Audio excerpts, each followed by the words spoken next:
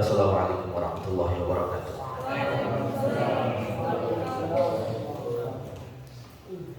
Alhamdulillah wassalatu wassalamu ala Rasulillah wa ala alihi washabihi wa mawali wa ba'd. Allahumma 'allimna ma yanfa'una wanfa'na bima 'allamtana wa zidna ilman ya arhamar rahimin. Kita lanjutkan pembahasan kitab Sifat Wudu'i wa Salatin Nabi sallallahu alaihi wasallam yang ditulis oleh Muhammad Al-Ahmad. Sifat wudu dan salat Nabi Muhammad sallallahu alaihi wasallam.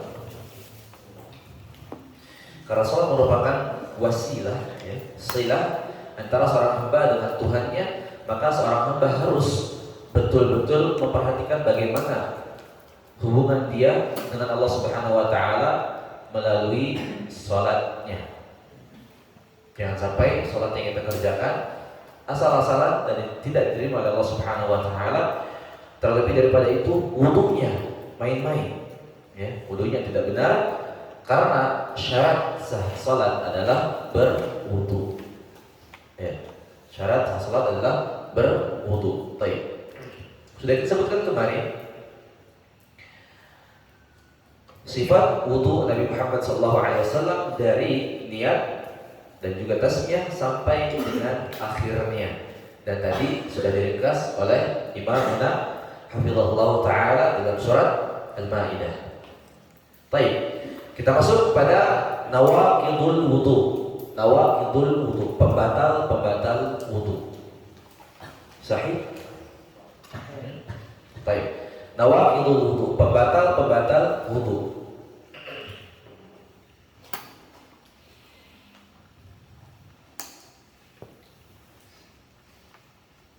Pertama, apa yang keluar dari dua jalan? Apa yang keluar dari dua jalan?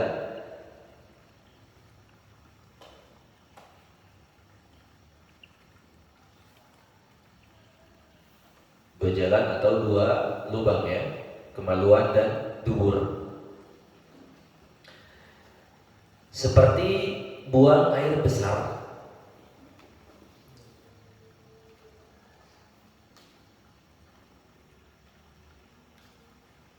buang air kecil,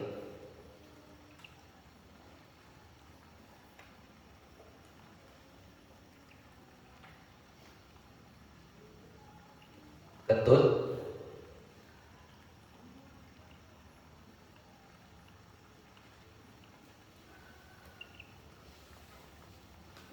mani,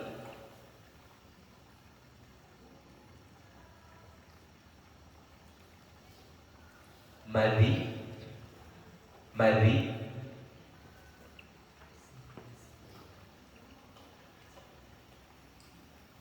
mani, madi, kemudian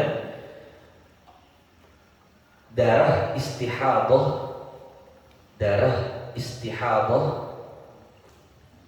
Nanti mungkin selesai pembahasan ini kita akan bahas sedikit tentang darah-darah, ya. Darah istihadah.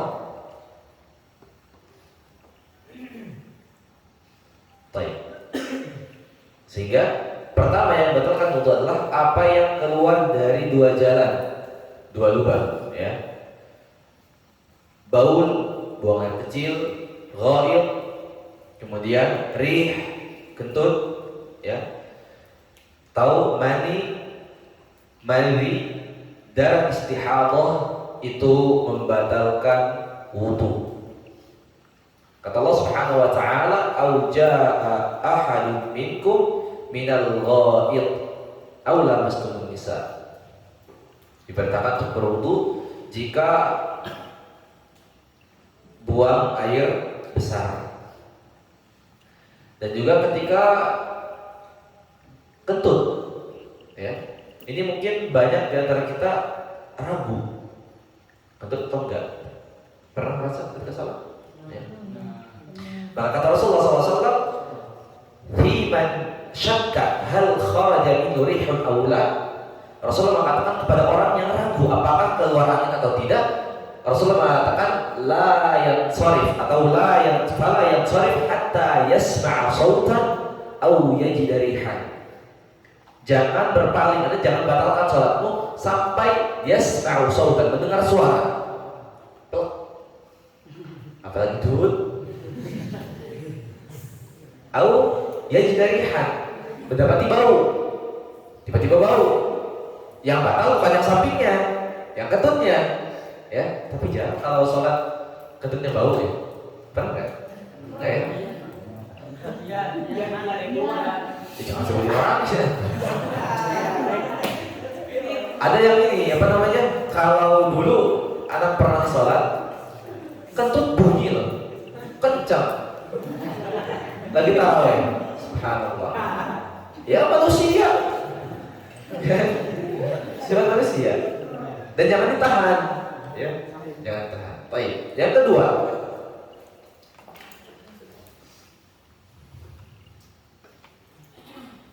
an-naumul 'amiq, tidur pulas. Coba lihat ketuasakan ada kayak ada yang kurang. Ada?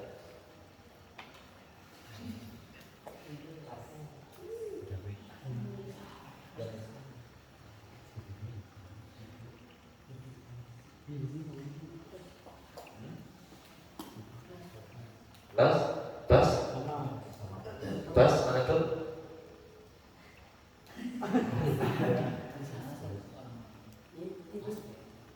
Kayaknya. Man rais al-ghurfah?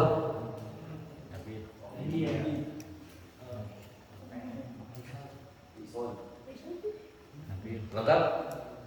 Hah? Nabil Aziz. Mari. Oke, baik. Yang kedua, an-naumul 'amiq, tidur pulas. Apalagi sambil ngeces. Karena khawatir kalau sholat fajar, ya, bukan sholat fajar. Kalau sebelah sini itu agak bau, kenapa ya? Karena ngeces bukan? Oh bukan. Khawatir. Tidur nggak sadar, ya, apalagi tidur pulas, apalagi ngorok. Nah,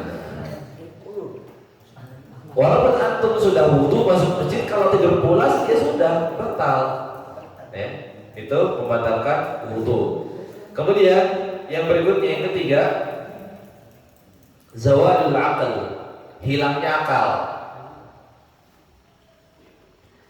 Zawalul aql, hilangnya akal.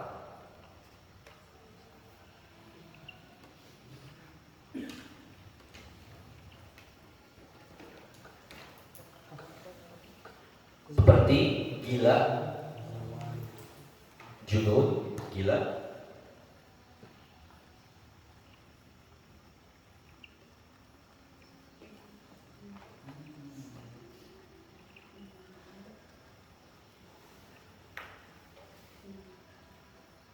pingsan,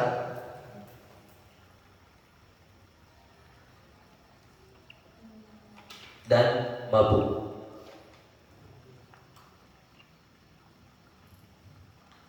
Gila, pingsan, dan mabuk.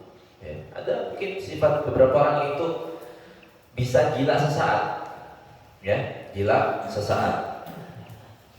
Ada yang gila. Atau irma, pingsan. Ya, anak pernah waktu itu ngalamin darah rendah. Jadi salah satu cara ciri darah rendah itu ketika antum duduk, bangun, kelengan. Anda pernah waktu itu lagi di soft pertama, ngambil Quran, mundur ke soft kedua, tiba-tiba gelap udah jatuh aja ke bawah. Itu darah rendah, ya.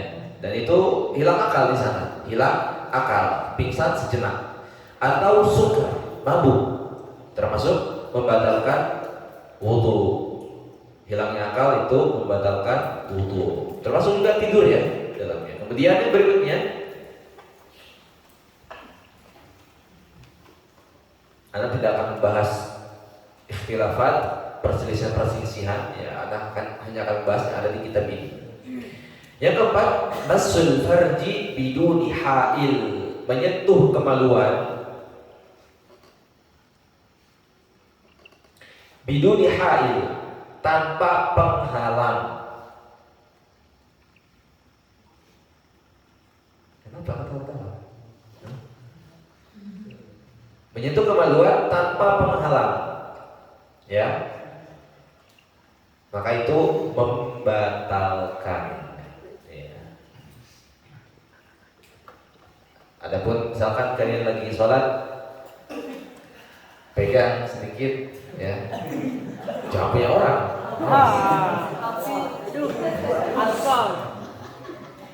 Itu tidak membatalkan, ya. Begitu pula dengan pegang dubur, ya, selama tidak ada ketika masih ada penghalang tidak mengapa. Kemudian yang kelima, aklu lahmil ibil, memakan daging unta.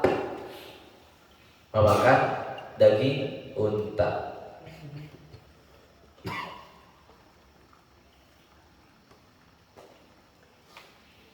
Tapi yang sebelumnya kata Rasulullah SAW, "Man massa dzakarahu falyatawadda."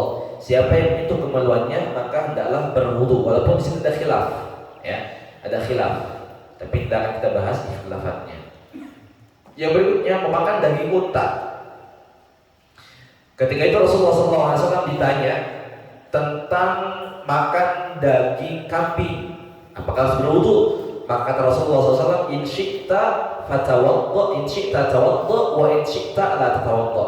Kalau kau mau silakan berwudu, kalau nggak mau ya nggak usah berwudu. Ya.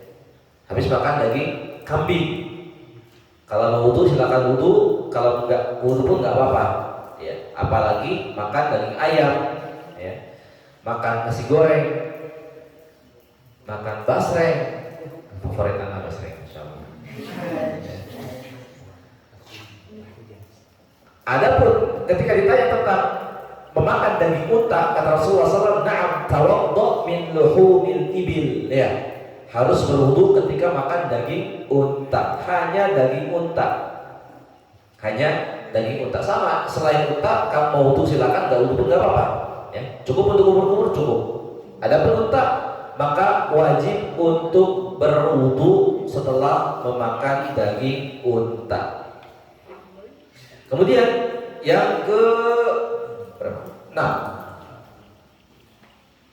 Ar-riddatu 'anil Islam, keluar atau murtad dari Islam.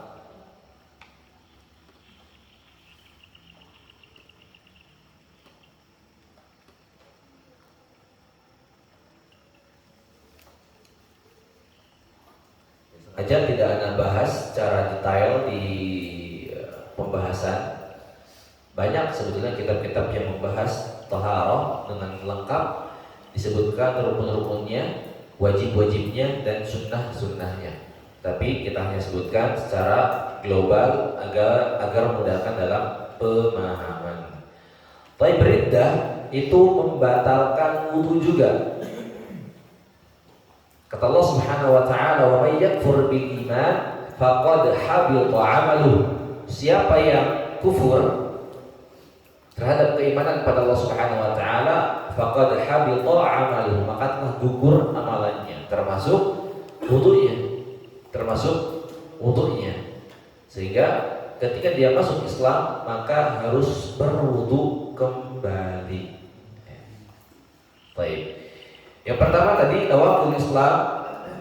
Jadi total ada 6. Yang pertama, apa yang keluar dari 2 jalan, seperti buang air kecil, buang air besar, kentut, mani, madhi, darah istihadah. Tahu darah istihadah? Tahu darah nifas? Tahu darah haid?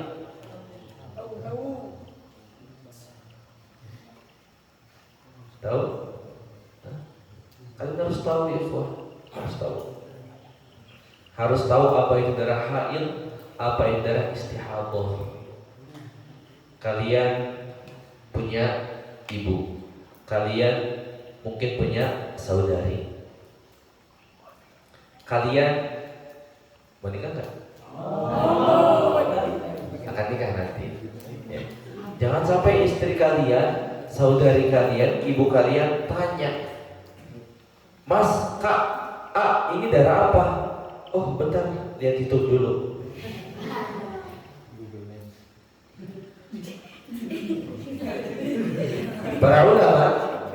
Para ulama mereka mengatakan, kunna nahil.